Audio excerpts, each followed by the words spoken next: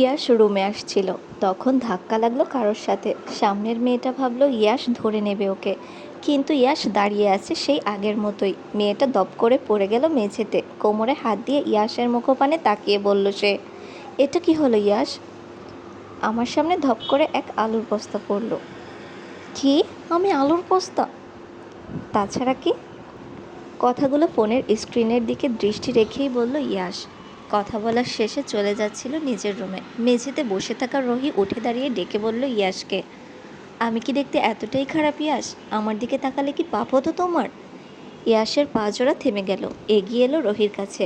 রোহির প্রশ্নের উত্তরে বলল সে, তুমি কি জানো আমি বিবাহিত? আমার সুন্দরী বউ থাকতে তোমার দিকে তাকাবো কেন? রোহি পিছিয়ে গেল কয়েক পা। এটা শোনার জন্য প্রস্তুত ছিল না সে। কি বলল ইয়াশ? সে বিবাহিত? ইয়াশ কি মজা করছে রোহির সাথে? কৌতূহল দমাতে না পেরে রোহি জিজ্ঞেস করলো ইয়াশকে, তুমি কি মজা করছো আমার সাথে? সিরিয়াস বিষয় নিয়ে আমি ঠাট্টা মজা করি না রোহি, এটা তুমি ভালো করেই জানো। ইয়াশ চলে গেল নিজের রুমে। রোহি নীরব দৃষ্টিতে তাকিয়ে রইল ওর যাওয়ার পানে। রোহির ভিতরটা শুকিয়ে এলো, মাথাটা কেমন ভন ভন করছে ওর। ইয়াশ কি সত্যিই বলছে এসব? হোস্টেল থেকে বাড়িতে আসলো কিছুক্ষণ আগেই। সিমিকে বারবার কল দিয়ে জিজ্ঞেস করছিল ইয়াশ এসেছে কিনা। উত্তর পাওয়ার সাথে সাথেই রোহি চলে এসেছে এখানে। এমন কিছু শুনতে হবে জানলে সে আসতো না কোনোভাবেই। সিমি এসে দাঁড়িয়েছে রোহির পাশে, বলছে ওকে, কখন আসলে ফুপি? নিজেকে স্বাভাবিক করে বলল রোহি, এই তো এখনই। ঈদের ছুটিতে এসেছো তাই না? এবার আর তোমাকে যেতে দিচ্ছি না। আমি, মামাই আর তুমি মিলে ঘুরতে যাব, সাথে নতুন মামিকেও নেব। নতুন মামি? হ্যাঁ, মামাই বিয়ে করেছে। আব্বু বলেনি তোমাকে? রোহির মুখটা অন্ধকারে ঢেকে গেল মুহূর্তেই। কেন যেন রাগ হলো ওর। ধমক দিয়ে বলে উঠল সিমিকে, এত কথা কিসের সিমি? পড়তে যা, তোর না পরীক্ষার সামনে? সিমির হাসি মুখটা চুপসে গেল মুহূর্তেই। ফুপির মেজাজ খারাপ হলো কেন বুঝল না সে। চুপচাপ চলে গেল রোহির কাছ থেকে। বিকেলে অনেক আত্মীয়রা এসেছেন ইয়াশকে দেখতে। এসে যখন শুনলেন ইয়াশ বিয়ে করে বাড়িতে বউ নিয়ে এসেছে, কত রকমের কথা বললেন এক একজন। কেউ কেউ আবার বলছিলেন বিদেশে হয়তো বিয়ে করে নিয়েছিল এই মেয়েকে, তাই সে এত করে বলার পরেও আসেনি এতদিন। সুফিয়া বেগমের মুখের দিকে তাকানো যাচ্ছিল না তখন। সিমিকে পাঠিয়েছেন কাশপিয়াকে নিয়ে আসতে। সবাই দেখতে চাইছিল ওকে। মাথার ওড়না টেনে রুম ভর্তি মানুষের সামনে এসে দাঁড়িয়েছে কাশপিয়া। পরনে শাড়ির বদলে থ্রি পিস দেখেই মেজাজ খারাপ হয়ে গেছে সুফিয়া বেগমের। তিনি কিছু বলবেন তার আগেই পাশের বাড়ির এক ভদ্রমহিলা বলে উঠলেন, বাড়ির বউয়ের এমন সাজ কেন সুফিয়া? তোমাদের বাড়ির বউয়েরা তো এভাবে থাকে না।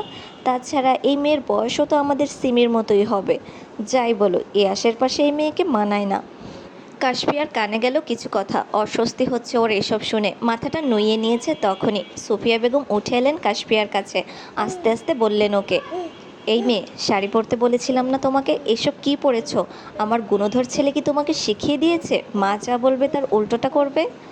মেঝের দিকে তাকেই জবাব দিল কাশপিয়া, আসলে আমার শাড়ি পরার অভ্যাস নেই। বড়লোক ছেলে পটানোর ভালোই অভ্যাস আছে তাই না? সবার সামনে আফিয়ার এমন কথায় অস্বস্তিতে পড়লেন সুফিয়া বেগম। উজ্জ্বল মাত্রই অফিস থেকে এসেছে, স্পষ্টই শুনেছে আফিয়ার কথা। ধমক দিয়ে বলে উঠেছে ওকে, আহ, তোমার কি বুদ্ধি হবে না কখনোই? মেহমানের সামনে নতুন বউকে কি বলছো এসব? যা বলেছি ঠিক বলেছি। তুমি জানো না আমাদের রোহি ইয়াশকে পছন্দ করে? এই মেয়ে উড়ে এসে জুড়ে বসলেই আমি মেনে নেব নাকি? তুই মানার না মানার কে আপু? আমার জীবন আমার ইচ্ছা, আমি কাকে বিয়ে করব না করব এটা কি তোমরা বলে দেবে? এই খন্দকার মঞ্জিলের সব নিয়মকানুন কি কেবল আমার জন্যই? গম্ভীর কণ্ঠের এমন কথায় থমকালো সবাই। চুপ করে গেল আফিয়া। ঘর ভর্তি মেহমানসহ বাড়ির সবার দৃষ্টি তখন ইয়াসের দিকে। রুম থেকে বেরিয়ে এসেছে রোহিও, দাঁড়িয়ে আছে রুমের এক কোণে। ইয়াস এগিয়ে এলো কাশপিয়ার কাছে, হাত টেনে নিজের কাছে আনলো ওকে। চোখ মুখ থেকে চিন্তাভাবটা মুহূর্তেই সরে গেল কাশপিয়ার। ইয়াস বলল সবাইকে উদ্দেশ্য করে, ও ছোট, বয়সে আমার সাথে যায় না এটা কোনো ব্যাপার না। আমি ওকে খাইয়ে পরিয়ে বড় করে নেব। আমার পাশে উপমাকেই মানায়। আই রিপিট, উপমাকেই মানায়। আমাদের ভবিষ্যৎ নিয়ে আপনাদের ভাবনা চিন্তা করার দায়িত্ব দিইনি আমি। সবার মুখগুলো চুপসে গেল মুহূর্তেই। লজ্জায় মাথা নিচু করে ফেললেন নিজেদের। ইয়াসর আম্মুর দিকে তাকিয়ে বলল, আমি এই বাড়ি ছেড়ে চলে যাচ্ছি। তড়িঘড়ি করে ছেলের সামনে গিয়ে দাঁড়ালেন সুফিয়া বেগম। স্বামীও ওনার বাসায় নেই এই সময়টাতে। চিন্তিত কণ্ঠে বললেন ছেলেকে, চলে যাবে মানে? কোথায় যাবে তুমি? থাকার জায়গার অভাব হবে না আম্মু। যেখানে আমার ওয়াইফের সম্মান নেই সেখানে আমি এক মুহূর্তও থাকবো না। আফিয়া ছলছল চোখে তাকিয়ে আছে ভাইয়ের দিকে। কী বা বলেছে সে? ইয়াসের কাছে বোনের চেয়ে বাইরের একটা মেয়ে এত গুরুত্বপূর্ণ হয়ে উঠল। আফিয়ার কাছে এলো ভাইয়ের, বলল ওকে, বাইরের একটা মেয়ের জন্য আমার সাথে তুই এভাবে কথা বলছিস ইয়াস? এই মেয়েই তোর সব হলো? আমরা বুঝি কেউ নই? ও আমার হাত ধরে আমাকে বিশ্বাস করে এই বাড়িতে এসেছে আপু, আমি কিভাবে ওর অপমান সহ্য করি? সুফিয়া বেগমেরও রাগ কম হয়নি আফিয়ার কথায়। চোখের ইশারায় শাসালেন মেয়েকে, ক্ষমা চাইতে বললেন ইয়াসের কাছে।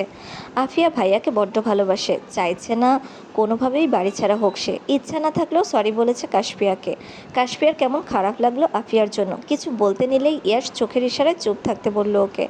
উজ্জ্বল মিটিমিটি হেসে বলছে ইয়াসকে, এই না হলো আমার শালা, বউকে এভাবেই ভালোবাসতে হয়।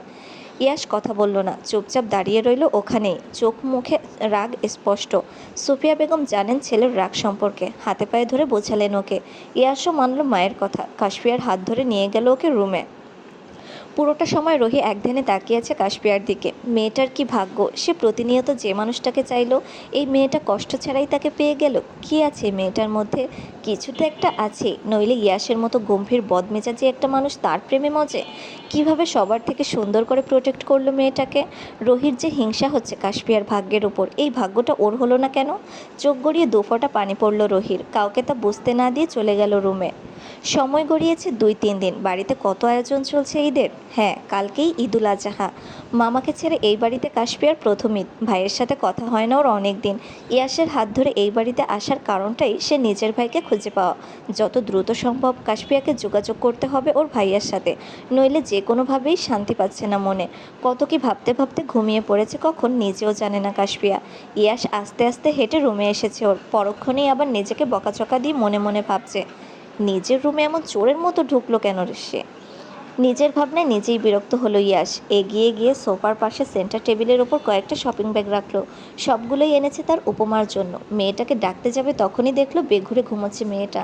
পা থেকে মাথা পর্যন্ত ভালো করে দেখলো কাশপিয়াকে। ভাবনায় এলো ইয়াসের কালই তো ঈদ, মেয়েটার হাতে মেহেন্দি না থাকলে মানায় কি যেন ভেবে হাসলো ইয়াস। আসার সময় জামা কাপড়ের সাথে সব থেকে মেহেদির প্যাকেটও নিয়ে এসেছিল।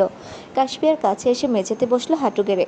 কাশপিয়ার একটা হাত টেনে নিজের কাছে আনলো ইয়াস, আনারি হাতে পরিয়ে দিল মেহেদি। আস্তে আস্তে বালিশের ওপর কাশপিয়ার হাত দুটো রেখে চলে গেল রুম থেকে। মেয়েটা কি বুঝলো এগুলো? হয়তো না। ঘুমন্ত কাশপিয়া হয়তো জানেও না কেউ একজন তাকে নিয়ে যতটা ভাবে সে নিজেও হয়তো ততটা ভাবে না। মন খারাপ করে বসে আছে কাশপিয়া, বিছানার উপরে রাখা শাড়িগুলোর দিকে তাকাচ্ছে বারবার। একটু আগেই সুফিয়া বেগম এসেছিলেন এই রুমে, কাশপিয়াকে বললেন শাড়ি পরে নিচে আসতে। ঈদের দিন বাড়ির বউ ঘরে বসে থাকবে, ব্যাপারটা নাকি ভালো দেখায় না। কিন্তু কাশপিয়া যে শাড়ি পরতে পারে না, একবারই পরেছে, তাও জোর জবরদস্তি করে বিয়ের শাড়ি পরিয়ে দিয়েছিল মামি। ইয়াস মাত্রই রুমে ঢুকেছিল। বিছানায় বসে থাকা কাশপিয়ার চিন্তিত মুখশ্রী নজরে এলো তার। হাতের হাড়তাটা গোটাতে গোটাতে পাশে গিয়ে দাঁড়ালো কাশপিয়ার, ডাকলো ওকে, উপমা। কাশপিয়া মুখ তুলে তাকালো ইয়াসের দিকে, বলল মিনমিনে কণ্ঠে, বলুন। মন খারাপ? কেউ কিছু বলেছে তোমাকে? কথা বলল না কাশপিয়া, মাথা ভর্তি চিন্তা নিয়ে বসে রইল সে আগের মতোই। ইয়াসের মনে হলো ওর ভাবনাই সত্যি, হয়তো ওর মা বা বোন কেউ একজন এসে কথা শুনিয়েছে কাশপিয়াকে। ইয়াস বসলো ওর পাশে, বলল আবারও, কে কি বলেছে আমাকে বলো। কাশপিয়ার মনে হলো ইয়াস রেগে গেছে কোনো কারণে। ওকে শান্ত করতেই বলল সে, কেউ কিছুই বলেনি আমাকে।